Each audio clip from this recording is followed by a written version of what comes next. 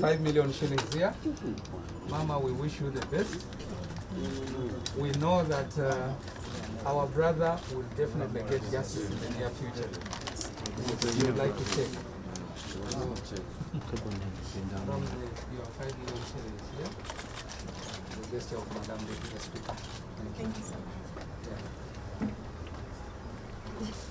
The family of Ssegirinya.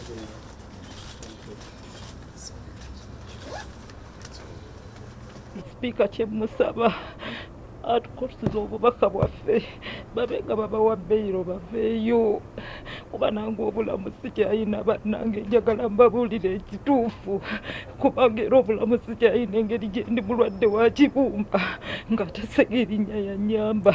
Tusaba ekintu kimu atuyambeko abaami baffe basobole okufuna bbeeyiro kuba buli kimu kyayesiba mooso n'abantu beekawempe bakaaba nnyo olwa projects ezimu Honorable Ssegirinya ze yali atandiseeko eddwaliro poultry farm n'ebirala byonna wenjogerera kati byonna ebisinga byayimirira ate tebitambula bulungi.